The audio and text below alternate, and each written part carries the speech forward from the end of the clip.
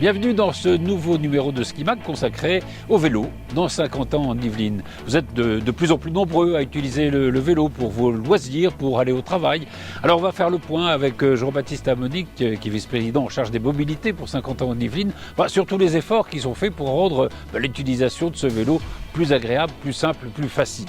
Mais le vélo, c'est aussi le sport, vous le savez, avec notamment le Vélodrome. Et on va tout de suite rejoindre Laurent Mazory. Laurent Mazory est vice-président en charge des sports de 50 ans en Yvelines. Et il va nous dresser la liste de toutes les compétitions qui ont lieu dès maintenant, et évidemment jusqu'aux Jeux Olympiques.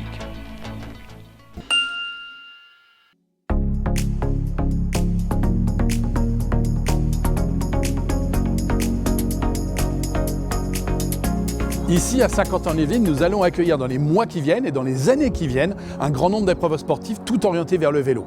Nous allons bien évidemment au Vélodrome national accueillir très prochainement le départ sur ce site de la dernière épreuve du Tour de France, le 23 juillet prochain, le 23 juillet 2023. Nous aurons, et c'est dorénavant un rendez-vous traditionnel au mois de novembre, l'UCI Track Champions League au Vélodrome, une soirée entière, 2 heures de vélo à haute intensité pour accueillir le plus grand nombre, le départ du Paris-Nice au mois d'avril, et bien évidemment les Jeux Olympiques de Paris 2024, à la fois au Vélodrome, sur le stadium de BMX, sur la colline des Lancours pour le VTT, et puis le passage des 2 épreuves de cyclisme sur route qui traverseront la totalité de 50 ans en Yvelines pendant les Jeux Olympiques de 2024.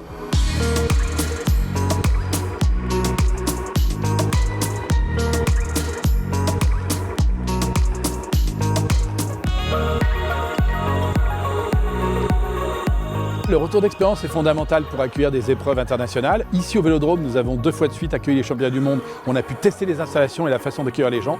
Et le 24 septembre prochain, sur la colline des Lancours, tout à côté, nous aurons ce qu'on appelle le Test Event qui sera organisé et piloté par Paris 2024. Une vraie fausse compétition avec des vrais sportifs. L'accueil de 5000 spectateurs, donc une jauge inférieure aux 12 000 qui sont attendus pour les Jeux Olympiques. Mais nous testerons à la fois tout ce qui sera du dispositif de fonctionnement à l'intérieur du périmètre et nous, 50 ans en Yvelines également, tout ce qui touche au transport en commun, à la signalétique, à l'accueil des populations, à la façon dont on va utiliser le vélo pour atteindre le site et à la façon dont tout cela fonctionnera avec les habitants, avec un quartier de la Clé de Saint-Pierre qui continuera à fonctionner.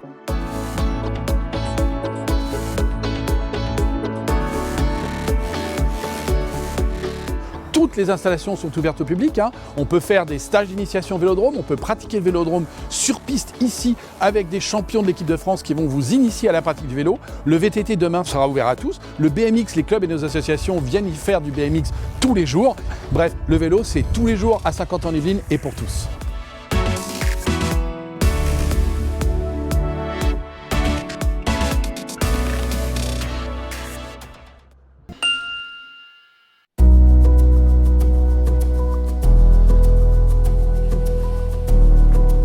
Bonjour Jean-Baptiste Amonique. Ça va bien? Ça va? Oui.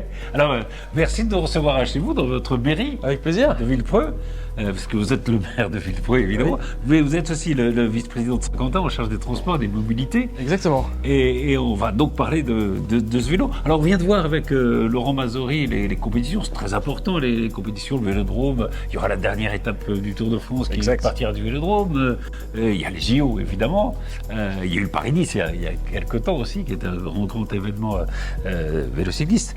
Alors ça, c'est pour les sportifs, c'est pour les professionnels, mais il y a aussi tous les jours des gens qui utilisent le vélo pour leur loisir, pour aller au boulot. Qu'est-ce que vous faites pour eux alors? Effectivement, on sait que 50 ans en Yvelines est une terre de vélo pour le sport, pour les loisirs, mais demain elle a la vocation à être aussi une terre du vélo pour les déplacements du quotidien. Et c'est la raison pour laquelle une des grandes ambitions de l'agglomération de Saint-Quentin, c'est de doubler à minima d'ici 10 ans la part modale que représente le vélo au sein de l'ensemble des déplacements saint-quentinois. Et donc on va mettre sur la table, comme on dit, un grand plan d'investissement de 37 millions d'euros sur 10 ans. 37 millions d'euros. Exactement, pour pouvoir créer un réseau qui viendra mailler l'ensemble du territoire de l'agglomération. Et alors, ça veut dire quoi? Ça veut dire des pistes cyclables? Ça veut dire... Ça veut dire effectivement déjà des infrastructures. C'est le plus important. On sait que pour qu'un itinéraire soit viable et soit utilisé par les cyclistes, il faut qu'il soit sécurisé et puis il faut éviter les discontinuités, comme on dit. Donc on va à la fois créer l'équivalent de 600 km de pistes cyclables. Alors quand je dis créer, c'est soit créer, soit améliorer l'existant. Absolument. Oui, parce qu'il y en a déjà. Ah bah oui, on a déjà plus de 400 km. Plus de 400 km, plus de 400 km d'itinéraires cyclables sur l'agglomération. L'ambition, c'est d'arriver à 600. 600, d'accord. Exactement. Donc c'est de la voie verte, c'est de la piste cyclable, c'est aussi parfois des zones de rencontre. On utilise à peu près toutes les infrastructures possibles avec les différentes réglementations aussi qui s'offrent à nous pour pouvoir faire que le vélo trouve toute sa place aujourd'hui sur Saint-Quentin-en-Yvelines et soit utilisé par le plus grand nombre. Alors, je disais tout à l'heure, le sport, évidemment, les JO. Est-ce que ça a une influence, justement, le sport, sur la façon dont vous concevez peut-être les infrastructures pour les utilisateurs de tous les jours? Oui, comme je disais, on sait que l'agglomération est déjà territoire de vélo, grâce au vélodrome, grâce à tout ce que tu as évoqué. Et donc, je pense qu'on est quelque part déjà dans le peloton. Maintenant, il faut qu'on soit dans l'échappée. Donc, on met un coup d'accélérateur sur la pédale. Mais c'est vrai que de pouvoir bénéficier d'événements planétaires comme les Jeux Olympiques, comme le Tour de France, il y a déjà cette culture vélo qui est très prégnante sur l'agglomération et dans l'esprit des Saint-Quentinois. Maintenant, si on veut transformer l'essai, il faut vraiment qu'on s'appuie sur cet acquis pour passer vraiment à la thématique, à la politique de la mobilité, et à la mobilité douce et durable. Et là, le vélo constitue un atout assez formidable. Un mot sur la sécurité, parce qu'il y a en effet dans des villes, il y a Paris, il y a des accidents, il y a des morts. Ici, il me semble que par chance, enfin peut-être pas par chance, peut-être grâce aux infrastructures aussi, les problèmes de sécurité sont peut-être moins présents. Ils sont moins prégnants, ils sont moins présents parce que je crois que déjà on a un territoire plus périurbain. Paris, c'est très urbanisé. Oui. Certes, on a le cœur de l'agglomération, la ville nouvelle, où on a peut-être moins d'espace qu'ici ou à Magny-les-Hameaux, mais néanmoins on a des grandes infrastructures. Il ne faut pas oublier aussi qu'on va s'appuyer sur le réseau de la région, le RERV, qui va venir traverser l'agglomération avec deux axes, la B3 et la C1. Et puis le plan vélo du département aussi qui vient poser, j'allais dire, un maillage complémentaire sur lequel nous on peut s'appuyer. Finalement les planètes s'alignent. Quand on a l'État qui développe son plan vélo, la région, le département, l'agglomération et les communes, oui, tout le monde doit pouvoir faire va quelque dans le même sens, exactement. Dans le sens de la course. On pédale dans la même direction. Dans la même direction. Vous connaissez évidemment ceux qu'on appelle les vélotaffeurs. Évidemment. C'est ceux qui vont au taf, au boulot. Très présents sur Saint-Quentin. À vélo. Alors justement, il y a un challenge qui s'appelle le challenge interentreprise, qui a déjà eu lieu, qui aura lieu cette année le 30 mai. Et l'année dernière, c'est une entreprise qui s'appelle Géofit. Qui l'a emporté. Qui l'a emporté.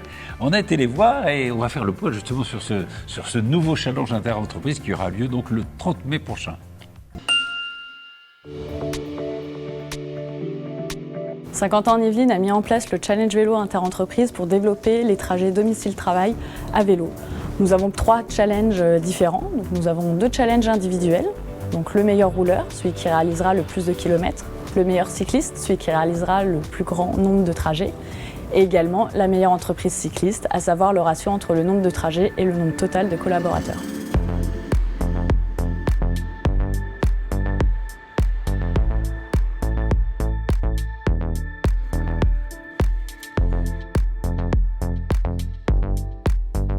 On voit les noms qui participent au challenge, Safran, Airbus, Bouygues Challenger. C'est toujours intéressant de finir avant eux, une petite fierté.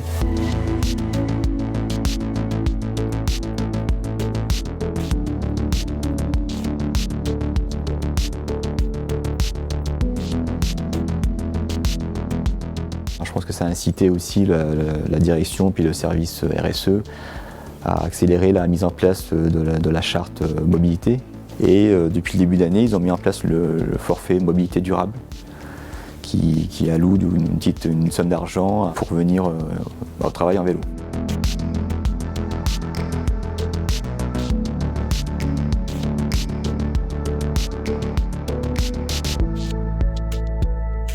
En tant que référente du challenge vélo, au début, je me suis inscrite vraiment pour participer au challenge en tant que tel. Tout l'été, je n'ai fait que des trajets à vélo et c'est vraiment très appréciable, notamment avec les beaux jours. Sur le territoire, on a quand même beaucoup de pistes cyclables sécurisées. Entre collègues, on se motive pour participer et c'est assez marrant parce que du coup, il y a eu vraiment un événement fédérateur autour de ça. Certaines entreprises, du coup, se tirent la bourre entre elles et certains font des trajets beaucoup plus grands pour rentrer chez eux, juste pour avoir plus de kilomètres que le concurrent de l'autre entreprise. Il faut conserver son titre, donc on va faire le maximum pour le conserver cette année.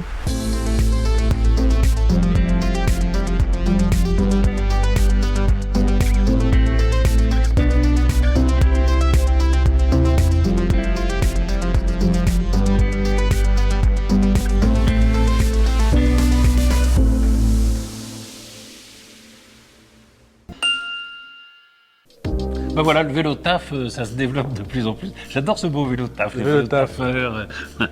Ils sont nombreux, de plus en plus. Ils sont nombreux. Alors, évidemment, il y a des gens qui ont leur propre bicyclette, hein, qui l'ont acheté. sûr. Et puis, il y a le service aussi de la location, au fond. Oui.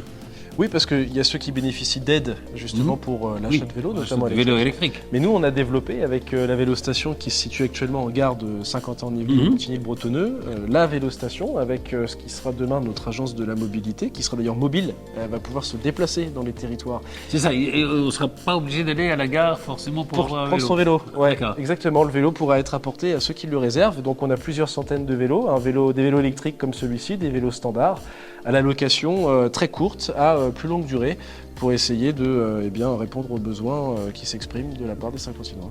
Donc on prend aussi il y a aussi des trottinettes. Hein, Il y a aussi les trottinettes en libre service qui marchent très très bien. Ouais. Et on a décidé d'ailleurs de pérenniser ce service pour les prochaines années. Là aussi, ici, il n'y a pas de problème de débat sur l'existence de cette mobilité. Non, parce qu'on a un territoire qui s'y prête. On a été les premiers à le faire sur un territoire périurbain. Et puis maintenant, on voit qu'un certain nombre d'intercommunalités et de communes nous suivent. Donc c'est très positif. En tout cas, on est aujourd'hui à plusieurs millions de déplacements. Donc c'est tant mieux. Donc c'est bien.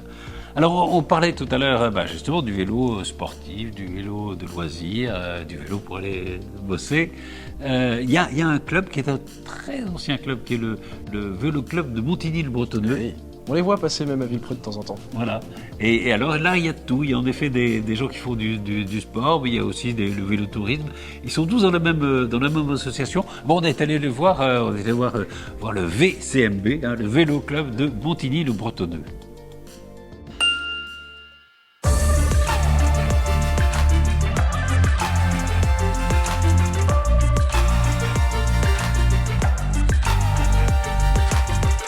Allure libre jusqu'au bout de la ligne droite à l'entrée où il y a le panneau La Vacheresse, le village. Et là, vous vous arrêtez et on se regroupe tous avant de repartir. Le vélo club de Montigny-le-Bretonneux regroupe un peu plus de 500 personnes, soit en loisir, soit en compétition. Il y a 3 sections, une section cyclotourisme loisir, donc route, une section VTT loisir et la section compétition qui fait le lien entre les deux. C'est des disciplines qui se complètent puisque la route ça apporte beaucoup, ça apporte de la force, de l'endurance du foncier. Le VTT ça apporte de la technique, de l'explosivité. Par exemple, tous ceux qui font du VTT de haut niveau, ils font aussi de la route à côté. Maya elle est venue avec son VTT, elle voulait faire des compétitions de VTT. Voilà. Elle a fait de la route, elle a fait du cyclocross, et elle a découvert et elle se fait plaisir. C'est rare les clubs qui pratiquent les 4 disciplines en même temps.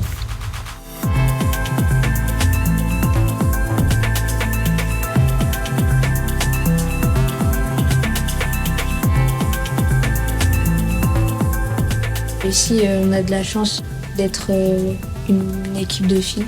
Ça aussi, c'est quelque chose qui est très rare dans les clubs en vélo, d'avoir plusieurs filles comme ça. Chaque année, on a au moins 4, 5 ou 6 jeunes qui viennent et qui n'ont pas de vélo. Et nous, on essaye de leur louer des vélos pour un prix modique à l'année. C'est un sport populaire. Et je tiens à ce qu'il reste populaire et non pas réservé à une élite qui a des moyens financiers.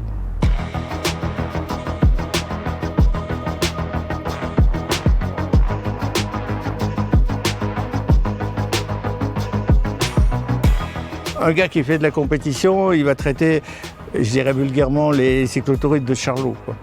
Normalement, c'est 2 mondes qui s'ignorent. Voilà.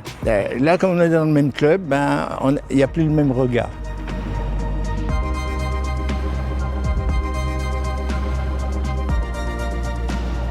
Quand on habite Montigny, ou l'agglomération de Saint-Quentin-en-Yvelines, on est privilégié. On fait 7 km et on n'est plus en zone urbaine. Donc c'est merveilleux.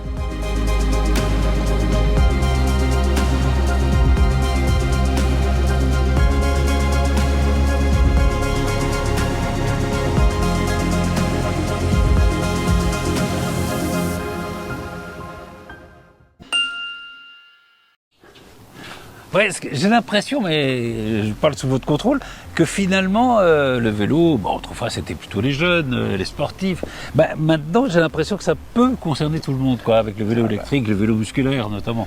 Oui, quand on veut faire du vélo une mobilité du quotidien, il faut qu'on puisse s'adresser à un public large. Et d'ailleurs, c'est aussi pour ça qu'avec les communes, on développe le savoir rouler à vélo, parce qu'il faut aussi apprendre à nos enfants à faire du vélo. Donc, c'est les jeunes, c'est les plus jeunes, et puis c'est les un peu moins jeunes, les plus anciens. En tout cas, on fait en sorte que justement, il n'y ait pas que les vélos taffeurs qui puissent utiliser le vélo, mais l'ensemble des Saint-Quentinois, quel que soit leur âge.